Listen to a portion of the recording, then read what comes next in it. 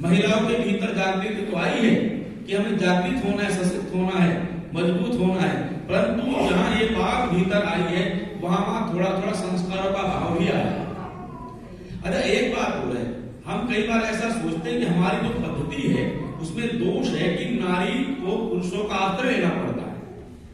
कई बार ऐसा हम सोचते हैं, जैसे कोई लड़की है तो लड़की जो है, युवा लड़की, तो उसको उसके पीछे पिता उसका संरक्षक है, तो पिता उसको बार बार उसका ध्यान रखता है, भाई ध्यान रखता है, बाहर जाती है उसका अहित ना कर दे, उसको बार बार रोकते हैं।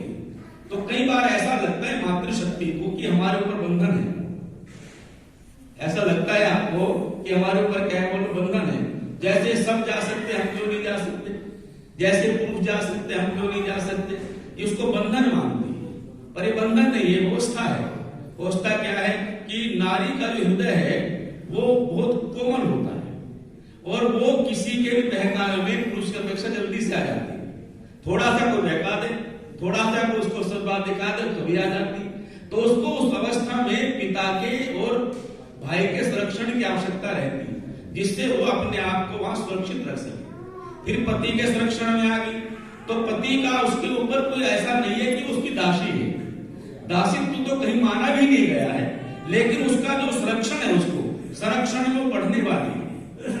संरक्षण में क्या है, वो बढ़ने वाली है। देखो, मुझे एक उदाहरण याद आता है, किसी साहित्यकार ने लिखा कि भगवती सीता और श्री राम बैठे थे पंचवटी में, तो उन्होंने देखा कि एक सामने पेड़ था और पेड़ बिल्कुल सूखा ठुंड पेड़ था, उस पर कोई पुष्प नहीं था, उस पेड़ पर कोई फल नहीं था, उस पेड़ पर कोई पत्ती नहीं थी, सूखा पेड़ था।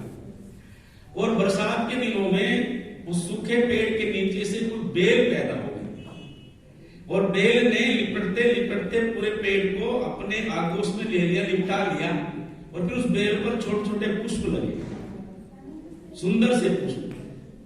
इस दृश्य को देख करके श्री रामचंद्र ने सीता की ओर देख के कहा, सीता, सीते देखो, ये पेड़ बिल्कुल सूखा था ठुंड, तो इस बेल ने इसकी सुंदरता को कितना बढ़ा दिया है। देखो इसका सौंदर्य कितना हो गया, अब ये सूखा पेड़ भी सौंदर्य वाला हो गया है। तो सीता ने समझ लिया कि तेरी प्रशंसा कर रहे हैं, ये तेरी प्रशंसा करते हैं, और समझ गई इस बात को कि ये एक रूपक के रूप में तेरी प्रशंसा कर रहे हैं, इसका आधार बना करके। तो सीता ने जो कहा वो एक दूसरे को समझने का आदर्श है, पति पत्नी को आपस में समझने का आदर्श है। तो सीता कहती है कि भगवान आपने ध्यान नहीं दिया, ये बेल इस पेड़ के सहारे से ही ऊपर उठी है,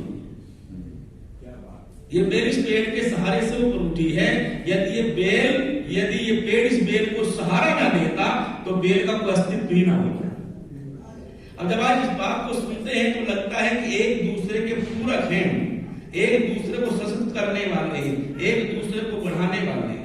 वर्तमान में जहां भिन्न भिन्न प्रकार से मातृशक्ति को अधिकार प्राप्त हुए हैं, उसका उन्होंने उपयोग भी किया है, और कहीं भी बोलो जो आपने कहीं के दुरुपयोग भी किया। मातृशक्ति ने कहा, कहीं के सदुपयोग, कहीं